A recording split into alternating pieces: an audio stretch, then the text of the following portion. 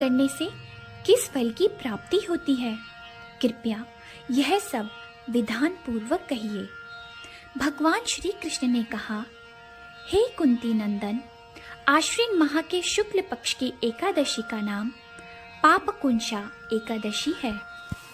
इस व्रत करने से सभी पाप नष्ट हो जाते हैं तथा व्रत करने वाला अक्षय पूर्ण का भागी होता है। आश्विन शुक्ल एकादशी के दिन इच्छित फल की प्राप्ति के लिए भगवान विष्णु का पूजन करना चाहिए। इस पूजन के द्वारा मनुष्य को स्वर्ग लोक की प्राप्ति होती है।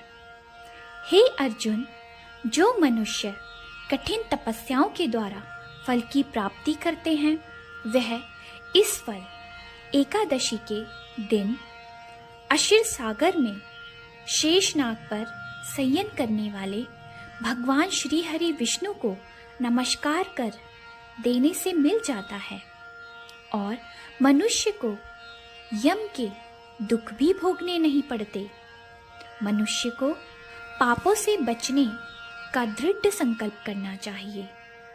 भगवान विष्णु का ध्यान स्मरण किसी भी रूप में सुखदायक और पाप नाशक है, परंतु पापकुंशा एकादशी के दिन प्रभु का स्मरण कीर्तन सभी कलेशों व पापों का समन कर देता है।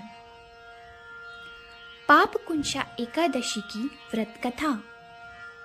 प्राचीन समय में विंध्य पर्वत पर क्रोधन नामक एक बहेलिया रहता था।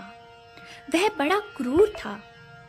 उसका सारा जीवन हिंसा, लूटपाट, मद्यपान और गलत संगति, पाप कर्मों में बीता। जब उसका अंतिम समय आया, तब यमराज के दूत बहेलिया को लेने आए। यमदूतों ने बहेलिये से कहा कि कल तुम्हारे जीवन का अंतिम दिन है, हम तुम्हें कल लेने आएंगे। यह बात सुनकर बहेलिया बहुत भयभीत हो गया और महर्षि अंगीरा के आश्रम में पहुंचा और महर्षि अंगीरा के चरणों पर गिरकर प्रार्थना करने लगा। हे ऋषिवर, मैंने जीवन भर पाप कर्म ही किए हैं। कृपया मुझे कोई ऐसा उपाय बताइए जिससे मेरे सारे पाप नष्ट हो जाएं और मोक्ष की प्राप्ति हो जाए। उसके निवेदन पर महर्षि अंगीरा